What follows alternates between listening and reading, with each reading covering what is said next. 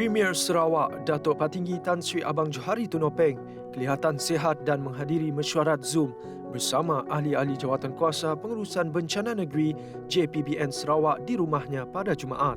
Setiausaha Akhbar Premier Sarawak, Ambrose Cheng, dalam satu catatan Facebook berkata, Abang Johari yang kini masih menjalani pengasingan selama 7 hari ekoran jangkitan COVID-19 mendengar taklimat daripada JPBNS. Abang Johari katanya diberi taklimat mengenai satu prosedur operasi standard SOP 9 garis panduan fasa peralihan ke fasa endemik, perkara-perkara mengenai laluan perjalanan lengkap vaksin VTL dan pembukaan semula sempadan negara pada 1 April. Selain itu, kata Ambrose, pandangan dan cadangan mengenai pembukaan semua sempadan negara, terutamanya sempadan Sarawak dengan negara-negara jiran, turut dikemukakan dan beberapa ketetapan telah dibuat dan akan diumumkan oleh JPBNS.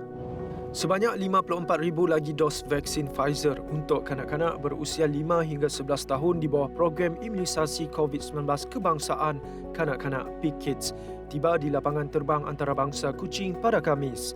Timbalan Premier Sarawak, Datuk Seri Dr. Sim Kui Hian berkata, semua lapisan masyarakat perlu memainkan peranan dalam usaha menangani penularan varian Omicron dengan mengambil vaksinasi. Dr. Sim yang juga Menteri Kesihatan Awam, Perumahan dan Kerajaan Tempatan berkata, kejayaan mencapai kadar vaksinasi yang tinggi di negeri ini adalah hasil kerjasama rapat antara Kementerian Kesihatan Malaysia KKM, pasukan petugas khas imunisasi COVID-19 CITF serta orang awam. Setakat Khamis, PKIDS Sarawak telah memvaksin 60.6% daripada 272,500 kanak-kanak yang layak setelah program tersebut bermula serentak di seluruh negara pada 3 Februari lalu. Penganjuran acara tahunan sambutan Hari Bung Bratak pada 1 Mei 2022 sekali lagi dibatalkan. Perkara berkenaan disahkan Pengerusi Persatuan Warisan Bung Bratak, Datuk Peter Minos. Jelasnya pembatalan berkenaan dilakukan atas nasihat daripada pihak Jawatankuasa Pengurusan Bencana Negeri JPBN Sarawak.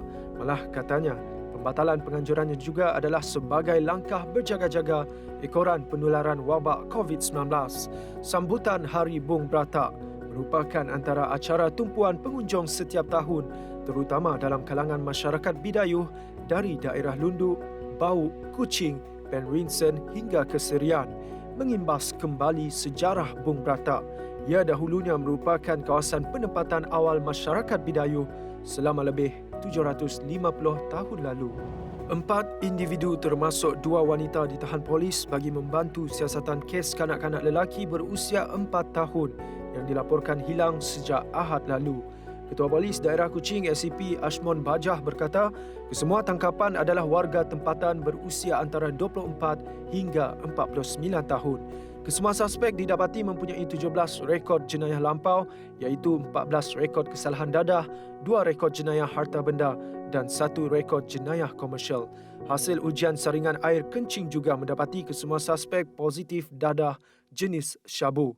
Kertas siasatan orang hilang dan kertas siasatan di bawah Seksyen 31/1 Akta Kanak-Kanak 2001 telah dibuka, melibatkan siasatan terhadap penjaga kanak-kanak terbabit dari aspek kecuaian dan pengabaian.